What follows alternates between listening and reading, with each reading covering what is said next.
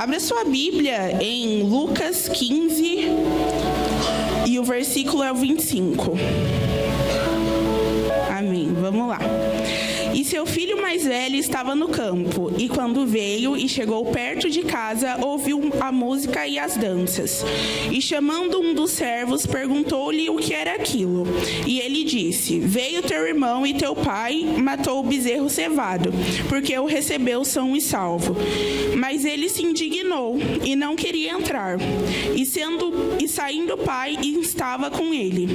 Mas respondendo ele, disse ao pai: eis que te sirvo há tantos anos, sem nunca transgredir o teu mandamento, e nunca me destes um cabrito para alegrar-me com os meus amigos. Vindo, porém, este teu filho que desperdiçou a tua fazenda com as meretrizes, mataste-lhes um bezerro cevado. E ele disse: filho, tu sempre estás comigo, e todas as minhas coisas são tuas. Mas era justo alegrarmos-nos e regozijarmos-nos, porque o teu irmão estava morto e reviveu, tinha se perdido e foi achado. Até aqui, meus irmãos. Vamos lá. O que eu quero trazer para vocês essa noite é a seguinte pergunta: você é um filho saudável? Você já parou para se perguntar isso? Você é um filho saudável? Ai, Carol, mas o que você quer dizer com isso? Vamos lá. A parábola do filho pródigo todo mundo já conhece, certo? Amém. Então, muitas vezes a gente foca sempre na palavra da parábola do filho que foi embora, né? O filho que foi embora e depois ele voltou e foi recebido com festas. Mas a gente acaba esquecendo daquele que ficou dentro da casa. E é sobre ele que eu vou falar hoje. Amém? Então, apesar de estar na casa do pai, ele espiritualmente estava doente, porque ele não se via ali como um filho. Tanto que ele chega do campo, porque ele estava trabalhando. Então, todo mundo que trabalha chega cansado, né? Imagina você chegar lá na sua casa, cansado, e tá tendo uma festa para quem você nem sabe quem que é. Por quê? Porque ele era um filho que não estava ali prontamente do lado do seu pai. Beleza, eu estou dentro da casa do meu pai, mas eu não tenho comunhão com o meu pai. E isso, vendo as mensagens que foram trazidas aqui, né? O Gabriel acabou falando sobre relacionamento de pai e filho. E isso era uma coisa que esse filho mais velho que ficou dentro de casa não tinha. Então, o filho mais velho servia ao pai, mas sem alegria de servir ao pai. Ele servia porque, meu irmão foi embora, agora essa bucha aqui ficou pra mim e eu tenho que fazer de algum jeito, porque não vai ter outra pessoa pra fazer igual eu. Beleza? Não tá beleza, irmãos. Que isso? Quando a gente serve ao Senhor, trazendo para a nossa realidade, a gente precisa servir Ele com alegria, com ânimo, com felicidade, com vontade de fazer aquilo, não por obrigação. Porque quando a gente serve ao Senhor, a gente não trabalha para Ele. É servir.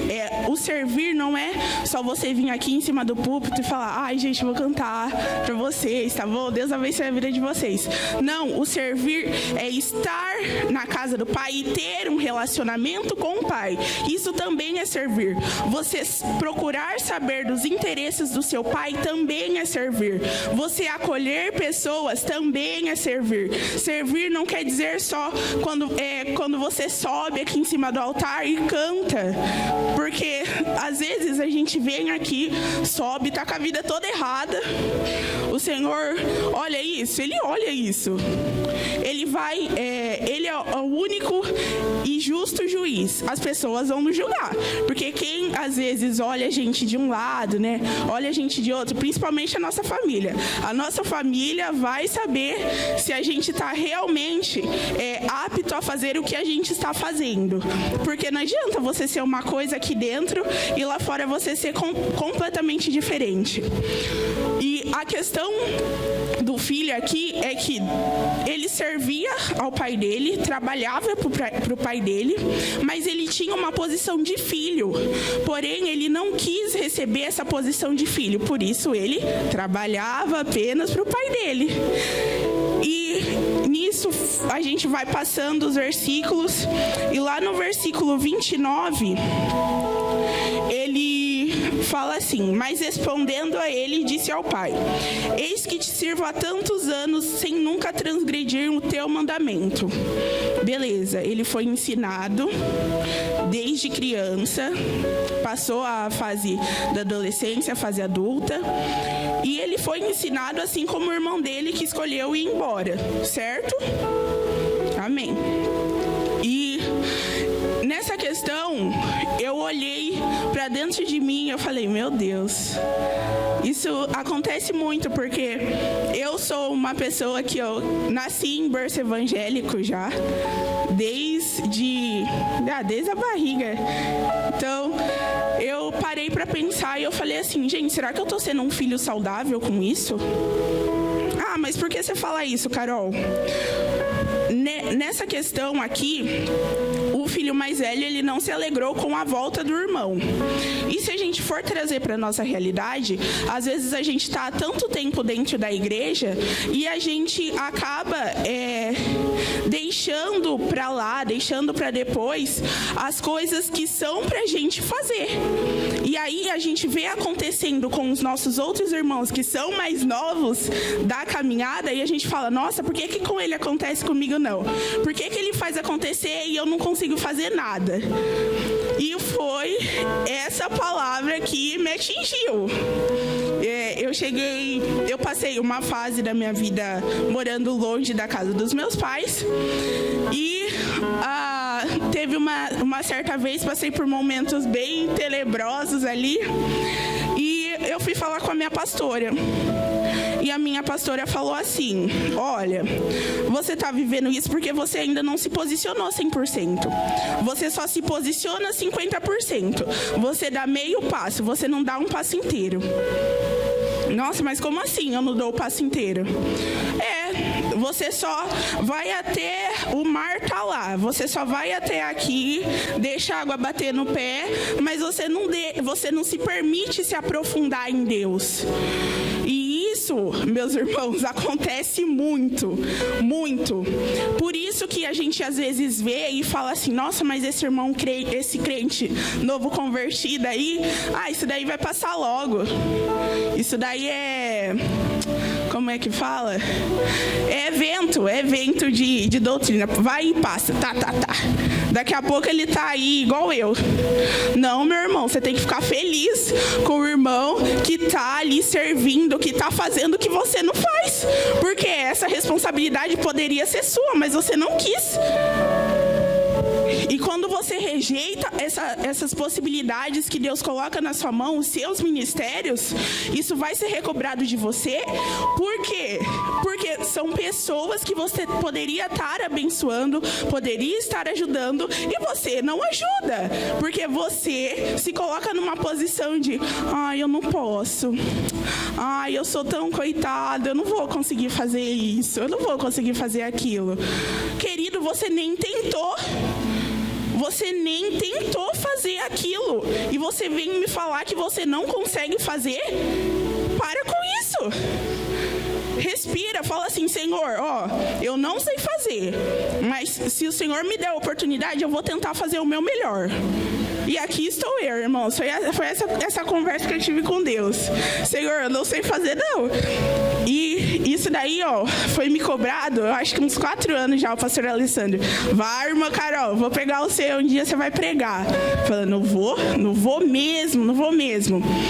Só que um certo dia, algumas pessoas me chamaram para um retiro. E aí, eu falei assim: eu não vou em retiro faz um ano aí e tal. Nunca fui em um retiro aqui na cidade. Meio estranho, né? Não conheço o pessoal. Mas vamos lá. Juntei uma galera e fui.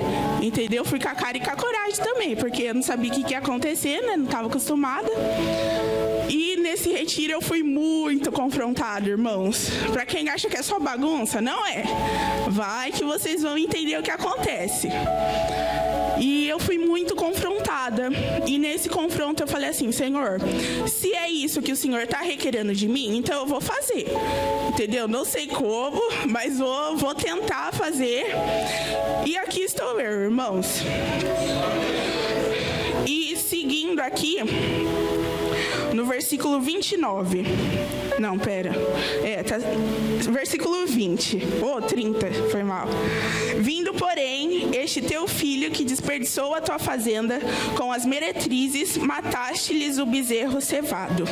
Meus irmãos, às vezes, eu já falei um pouco disso, mas as bênçãos que recaem sobre a vida daqueles que fazem, que adoram em espírito e em verdade, não é barganha, irmãos. Às vezes a gente olha e sente inveja. Ai, mas por quê? Ah, Carol, eu não sinto inveja, não. Ah, mas por que está acontecendo com o irmão? De novo. Agora ele conseguiu um carro? Como assim? Eu tô aqui há 40 anos na igreja, 50 anos na igreja. Não consigo uma bicicleta para eu andar? Como é que aquele irmão que tem 1 ano de cristão conseguiu um carro, uma moto? Tá comprando uma casa? Ah, não. Como assim? Agora ele já está tocando instrumento, gente? Não, eu sirvo aqui há mais tempo, eu não aceito isso. Meus irmãos, a gente não aceita, porque a nossa carne, ela foi feita para não se alegrar com as alegrias das outras pessoas. Vocês entendem? Porque... Não, desliga aquilo ali, misericórdia. Porque a gente vê as pessoas conquistando, se alegrando, e a gente não consegue ficar feliz. Por que a nossa natureza é assim? A gente, como cristão, tem que mudar isso de uma vez por todas. Então, aquele irmão, ele não sentiu só ressentimento, ele sentiu mágoa, ele sentiu raiva do irmão que tinha voltado. E na palavra fala, que quando um pecador se arrepende, há festa nos céus. E era por isso que estava acontecendo aquela festa. Então, eu vou dar um exemplo aqui da minha casa. Quando eu era criança, o meu irmão sempre morou aqui em Penápolis. Tem algumas pessoas que conhecem ele. Ele sempre morou aqui em Penápolis. E de vez em quando quando ele ficou maior de idade, ele conseguia ir lá para Rio Claro para ver o meu pai. E o meu pai fazia churrasco para ele também. E eu ficava na posição do filho do irmão mais velho. Ai, meu pai só faz churrasco quando o William tá aqui. Ai, porque não sei o quê, porque o William tá aqui. Ciúmes, não é verdade? Minha mãe tá aqui, meu pai também de prova. Não mentem. Então, meus irmãos, a gente não consegue se alegrar com a felicidade dos outros, quando é nosso papel se alegrar com a felicidade dos outros, se alegrar com os que se alegram e chorar com os que choram. A gente precisa estar presente na vida dos nossos irmãos e ser base, ser apoio. A gente não pode ser peso. A gente tem que ser apoio. Amigo, se você precisar, eu tô aqui, viu? Conta comigo para chorar, para sorrir, para orar por você. Mas a gente, às vezes, a gente olha para as pessoas e fala assim: ai, eu não aguento esse irmão. Não aguento mais esse irmão. Ele é chato, ele é isso, ele é aquilo outro.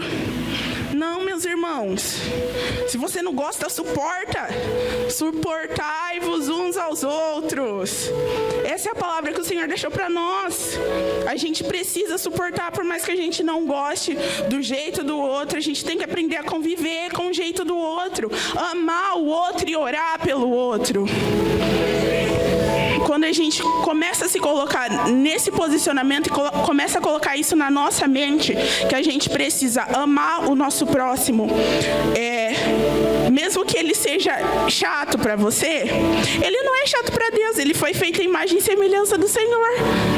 Às vezes o jeito que você acha que é chato, ele é uma pessoa legal, é que você não deu oportunidade para ele ser legal com você. Então você olha para ele e fala: nossa, que pessoa chata, não aguento conviver com essa pessoa. Então, meus irmãos, nisso, o que eu trago para vocês? Quem está doente espiritualmente sempre busca razões para se afastar. Quando a gente não quer ter contato, o que a gente faz? O que a gente faz? Amém. A gente se afasta das pessoas, sendo que não é pra gente se afastar. Assim na palavra, tempo de se afastar e tempo de ajuntar. É isso, né? Isso, de ficar perto. Mas quando a gente tem algum problema com o nosso irmão, que a gente resolva esse problema para que a nossa vida não fique estagnada. Você fica com a vida estagnada porque você quer, porque você sabe que tem alguma coisa errada e você não conserta. Então, você vai viver aquele mesmo ciclo. Ai, feliz, triste, bravo. Feliz, triste, bravo. Ai, meu irmão ganhou uma coisa. Ah, legal, bom pra ele. E você não sai daquilo, mas é porque você não quer. Não é porque ninguém falou assim, ó, você precisa sair disso. Ninguém precisa te falar, você precisa se tocar. Nós somos jovens. Nós precisamos entender que quando alguma coisa está errada, a gente tem que ir lá e consertar. Amém? A falta de perdão e ressentimento roubam a nossa paz. Quando a gente não está bem, a gente não consegue fazer nada. Exatamente. Quando a gente não está bem com os nossos pais, a nossa vida não vai bem. Quando a gente não está bem com os nossos irmãos, a nossa vida não vai bem. Quando a gente não está bem com os nossos amigos, a nossa vida não vai bem. Então, meus irmãos, se você não está bem, procure ficar. Procure pedir perdão para aquela pessoa que te magoou há anos atrás. Aquela pessoa que te magoou sem ela saber que ela te magoou. Porque é você que precisa liberar perdão. Às vezes ela está vivendo a vida dela. Pode estar vivendo a trancos e barrancos, mas ela está vivendo a vida dela. E você está com a sua vida parada, estagnada, porque você não liberou perdão. Sendo que nós sabemos que nós devemos perdoar 70 vezes 7. E não é 70 vezes 7 ao ano, porque aí seria muito fácil. É 70 vezes 7 ao dia. Você fala assim, nossa, Carol, não tem esse tanto de gente para perdoar. Será mesmo? Será mesmo que você, às vezes, você não magoou alguém, que você fala, nem foi nada isso daí que eu falei para ela. Às vezes você magoou alguém e essa pessoa está até hoje numa mesma vida, numa vida parada, porque você magoou ela e você não soube ir lá e pedir perdão para ela. Fala assim, ó, meu irmão, me perdoa. Me perdoa porque eu fiz aquilo e eu sei que eu te magoei. Então, meus irmãos, nós precisamos vigiar dia e noite. Porque e se o Senhor Jesus voltar? Será que você sobe? Beleza, eu tenho boas obras, igual a nossa irmã Karina falou, mas eu não liberei perdão por ninguém. Minha vida toda eu fui só colocando dentro de mim tudo que me faziam de mal. Ah, não, só vai colocando. Deixa todo mundo, eu não tô nem aí pra ninguém. Só vai se enchendo de mal. Quando você vai subir, eu acho que você nem sobe de tão pesado que você fica. Então, nós precisamos parar com isso de falar assim, deixa tudo como tá, eu vou viver minha vida, porque você não vai conseguir viver a sua vida. E nisso, meus irmãos, eu quero falar que Deus, quando Ele vem e confronta a gente, essa palavra não é para bater em ninguém, tá? Não estou falando da vida de ninguém, não é para falar. Mas quando o Senhor vem e confronta, é porque Ele ainda está te dando chance para você se consertar. Essa palavra me confrontou primeiro, antes de eu falar com vocês. Não foi uma coisa que eu falei, vou falar qualquer coisa aqui e tá bom. Não, eu fui confrontada, porque eu precisava tratar áreas da minha vida que eu não imaginava. E nessa questão que a minha pastora falou, né, minha antiga pastora tinha falado comigo, ela comentou sobre isso e no retiro novamente, né, falando do retiro aí, foi falado sobre perdão e liberação e pagamento de dívidas. Isso daí. Quando a gente libera alguém no mundo espiritual, rasga a dívida com alguma pessoa no mundo espiritual, a nossa vida anda. A nossa vida vai para frente. Mesmo que você não consiga ter contato por conta da distância, você precisa liberar a pessoa no mundo espiritual. Mas se ela estiver perto, você tem que conviver com ela. Imagina se Deus falasse assim, ó, filho, tudo bem, você pecou, eu perdoo você, você errou comigo, eu perdoo você, mas agora eu não quero mais você perto de mim, não. Pode ir embora, tchau. Imagina se ele vira as costas para você. Como é que ia estar a sua vida agora? Porque a gente peca, irmão, e a gente peca muito. Não é pouco, é muito. No falar, no agir, no pensar. Às vezes, no pensamento nem saiu da sua boca, mas você já pensou, você já pecou. Ah, mas eu não agi, Carol, então tá tudo bem. Não tá tudo bem, gente. A gente precisa ter pensamentos bons, pensamentos de paz. Seguindo pro versículo 31. E ele lhe disse, filho, tu sempre estás comigo, e todas as minhas coisas são tuas. Quando a gente é filho, o nosso pai ou a nossa mãe, eles sempre fazem de tudo, né, para dar alguma coisa. Os irmãos mais antigos aqui sabem disso, que os nossos pais, eles faziam de tudo para dar alguma coisa quando a gente estava merecendo. Mas esse pai aqui e o nosso pai, ele deu o maior presente que a gente poderia receber, a graça. Ele morreu numa cruz por mim e por você. E às vezes a gente trata isso como qualquer coisa. A gente não trata isso como um presente verdadeiro. A Gabi falou aqui, a vida é uma dádiva. O viver, meus irmãos, é uma dádiva. Tem gente lutando para viver e você não dá valor na vida que você tem e na graça que foi dada e entregue a você quando você nasceu. A gente precisa começar a dar valor nas coisas espirituais. A gente não enxerga, eu não estou enxergando nada, mas você sente, você sabe que existe. Então comece a dar valor no mundo espiritual, na vida, na graça que Deus deu a você.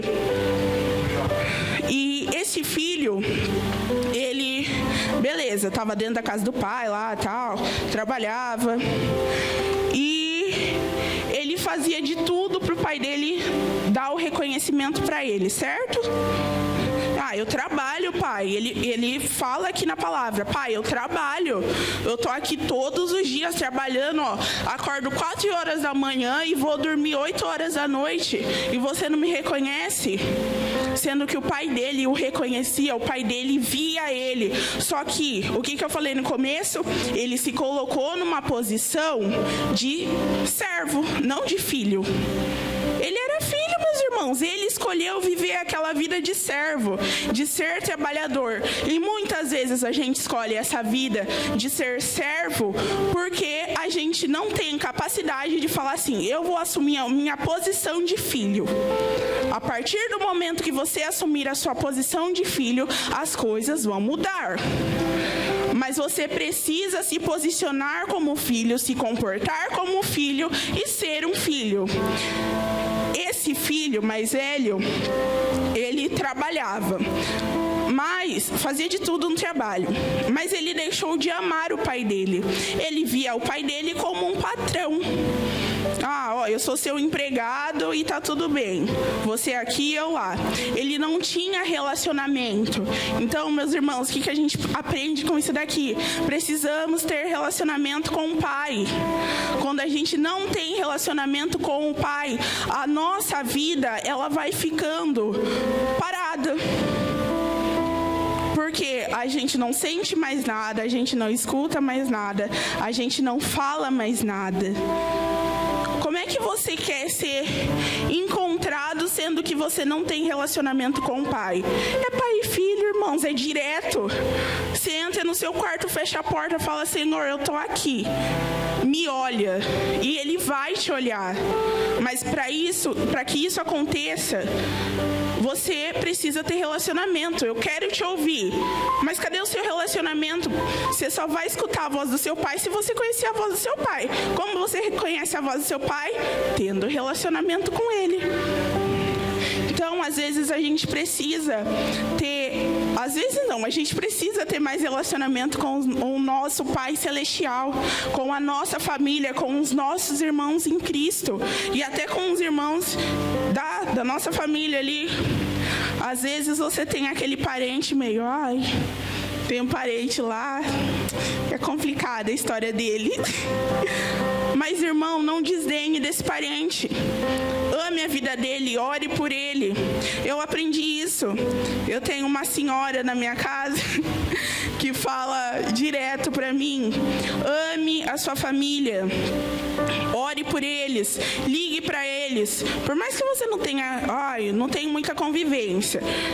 Não vem me falar que você não tem tempo, que você tem tempo sim. Você vive no Reels lá do Instagram, do Facebook, do TikTok. Você tem tempo, mas você precisa querer ter relacionamento com essas pessoas. Às vezes essas pessoas precisam de você, porque o nosso ministério começa em casa, não é em cima do altar não. Às vezes essas pessoas precisam de você para ser um start na vida delas. Fala assim: irmão, acorda! Acorda! Você tem tempo para ser salvo. Você só não quer ser salvo porque você não quer mesmo. Quando a gente quer ser salvo... o pastor falando que a hora está avançando. Quando a gente quer ser salvo, a gente vai querer salvar outras pessoas. A gente não vai querer só ficar em nós mesmos. Então, para concluir... deu tempo, irmãos. Versículo 32. Mas era justo alegrarmos-nos e regozijarmos-nos, porque este teu irmão estava morto e reviveu. Tinha se perdido e foi achado. O filho mais velho estava na casa do pai, mas longe do coração do pai. Ele fez uma escolha: ser um servo na posição de filho. Adoeceu espiritualmente e não conseguiu se alegrar pela vitória do seu pai e do seu irmão. Às vezes, irmãos, quando a gente escolhe só essa posição de ser servo, eu vou ser um servo, mas um servo que não tem relacionamento, não é um filho. Ele só é um servo, um empregado qualquer. Então, que nós possamos servir com alegria ao nosso Deus. O maior reconhecimento, meus irmãos, você já recebeu, que foi a cruz, gente. A graça da cruz. Deus já nos deu tudo. E que vocês possam se alegrar pelas vitórias dos seus irmãos. Às vezes dentro da sua casa, às vezes no seu trabalho, às vezes na igreja. Sempre lembre-se de se alegrar. Amém? É isso, meus irmãos.